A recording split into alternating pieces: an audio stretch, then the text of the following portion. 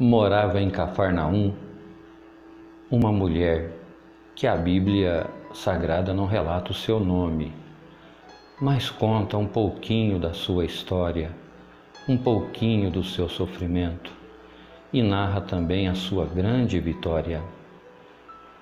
Essa mulher tinha um fluxo de sangue, ou seja, uma hemorragia, e fazia 12 anos que ela sofria com essa enfermidade. Gastou tudo que tinha com a medicina da época, não obteve sucesso. Assim, sua vida fisicamente continuava ficando cada vez mais limitada, ela com mais problemas, porque tinha fraquezas, era anêmica, enfim, fisicamente a vida dela não lhe ajudava muito. Mas dá para ver que ela era uma mulher que tinha esperança. Tanto é que ela lutou, enquanto teve condições financeiras, para ficar livre daquele mal. Porque o sofrimento dela era muito grande, por isso ela lutava tanto para ficar livre daquilo. Porque não era só fisicamente que ela tinha as suas limitações. Ela também na vida social tinha uma vida muito limitada e era o tempo todo constrangida, envergonhada, porque para a sociedade, segundo a lei, ela era considerada uma mulher impura. Está lá em Levíticos, no capítulo 15, no versículo 19, que fala que quem tocasse ou fosse tocado por uma mulher naquela situação ficava impuro por um determinado tempo. Na verdade, um período de horas, né? Mas enfim, era uma mulher que não podia frequentar lugares públicos, templos, não podia fazer as suas orações nos lugares que as outras pessoas faziam, não podia então levar as suas ofertas. Tudo que ela tocava era considerado impuro. A mesa em que ela se assentava, a cadeira, os copos, os pratos, tudo, enfim, a cama em que ela dormia. Bastou que ela usasse, aquilo já era considerado imundo. Por isso ela vivia à mercê da sociedade. Tinha realmente uma vida muito sofrida, muito dolorida. Mas sabe, a gente só permanece numa situação de prova, de aperto, só até quando Deus permite. Se Ele encontrar fé no nosso coração, mais cedo ou mais tarde, uma coisa boa acontece. Então aquela mulher tinha alguma esperança, ela não sabia como, mas que um dia ela poderia ter a sua vitória, nisso ela acreditava, e isso era o desejo do seu coração. Um dia ela viu que a cidade estava com uma movimentação diferente e ficou sabendo que quem estava por lá era Jesus Cristo, o nosso Senhor, o enviado de Deus para os seus filhos, para o seu povo Israel. Quando aquela mulher ficou sabendo que o Senhor estava passando por ali, ela se encheu de esperança e ela fez um propósito. Dentro da cabeça dela, um plano surgiu. Ela ouvira falar que o Senhor era muito educado, muito amoroso, atencioso. Daria então todo o tempo para que ela pudesse expor o seu problema, explicasse a sua situação, e ela cria que dele ela poderia alcançar a sua libertação. Ela falou: vou me encontrar com Ele. Então vou expor tudo o que está acontecendo na minha vida e eu vou voltar para minha casa curada. Só que, meus irmãos e minhas irmãs, a gente faz um projeto, mas nem tudo pode correr do jeito que a gente pensou. do jeito que a gente programou. A intenção está lá no coração, a fé. Quando aquela mulher saiu de casa e enfim conseguiu chegar ao lugar em que Jesus Cristo estava, ela viu uma grande multidão. Uma multidão que crescia cada vez mais, porque aonde o Senhor Jesus passava, Ele deixava seus sinais, fazia obras, maravilhas. Havia ali muitas pessoas que haviam sido curadas, cegos, surdos, coxos, paralíticos, pessoas endemoniadas, pessoas até que haviam sido ressuscitadas, estavam ali. E essa multidão apertava o Senhor, empurrava, puxava os vestidos, queria estar perto do Mestre.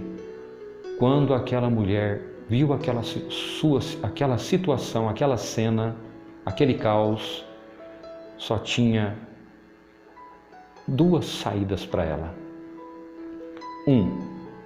Desistir, voltar para casa sem esperança, porque não tinha como falar com o Senhor. Ela viu que aquilo que ela tinha como propósito já tinha caído por terra. Era impossível particularmente falar com o Senhor Jesus naquelas condições. Voltaria para casa e terminaria os seus dias daquela maneira, ou talvez de um outro jeito conseguisse a sua cura, a sua libertação. Segunda opção, segunda escolha, seguir em frente, ir até onde o Senhor Jesus estava, e foi o que ela escolheu, seguir em frente. É nessa hora que muita gente desiste, quando faz um plano, faz aquele projeto, tem aquele sonho, e quando aparece a primeira grande dificuldade, elas preferem voltar para trás, ela prefere voltar para trás. Mas essa mulher, ela não desistiu. E o recado que eu tenho para você é esse também. Não desista, siga em frente. Ela fez um novo propósito. Ela disse: conversar não tem jeito, mas eu creio que se tão somente eu tocar nas orlas do vestido do meu mestre, eu ficarei sã, eu ficarei curada, voltarei para minha casa liberta. E lá foi ela, se desvia de um, de outro, é empurrada, mas ela mesmo fraquinha, como se estivesse gastando as últimas forças, as últimas energias que ela tinha, ela conseguiu chegar ao mestre e já meio que caída, ela conseguiu tocar nas orlas do vestido do Senhor. Orla tem um significado, reis tinham as orlas nos seus vestidos para medir a sua riqueza, simbolizava também autoridade e proteção contra os pecados. Relembrando ali que o homem nasceu sem pecado, mas por causa da queda de Adão e Eva, ele descobriu em si a malícia, descobriu que não podia mais ficar sem as vestes. Então era lembrado ali ao povo judaico que se vestia, que se colocava veste justamente por causa da malícia, por causa do pecado que entrou no homem. Quando a mulher tocou nas orlas dos vestidos do Senhor, na hora ela viu que ficou curada. O Senhor Jesus parou. Alguém ficou admirado, assustado. Por que ele parou? Por que o Senhor parou, mestre? Alguém me tocou. Os apóstolos ficaram incrédulos com aquela frase do Senhor Jesus. Alguém me tocou? Como assim, mestre? O Senhor está sendo empurrado, tocado a toda hora, essa multidão te oprime. Não, mas alguém me tocou de uma maneira diferente, como se ele dissesse: alguém não me tocou com as mãos, alguém me tocou com o coração. Quando aquela mulher viu que não podia mais esconder aquela situação, porque ela estava temerosa, ela sabia que ela, como mulher, não podia tomar um lugar de destaque em situação nenhuma. E que também, por causa da enfermidade, do que estava na lei, ela não podia ter tocado no mestre. Ela o colocou ali como uma pessoa impura. Mas não, temendo e tremendo, ela teve que se apresentar. E o Senhor Jesus falou para ela: filha, tem bom ânimo, a tua fé te salvou, volte para sua casa liberta. Olha que glória, fui eu quem te tocou, mestre. E ela recebeu essa palavra carinhosa, não foi reprimida, não foi repreendida. Então, olha só, a fé não tem regra. Ela tocou nas orlas, mas ela tocou de um modo diferente. Ela tocou com a alma, ela tocou com o coração e ela voltou para casa liberta. Essa mensagem está dizendo para você que se você orar a Deus, o seu coração tocará no coração dele.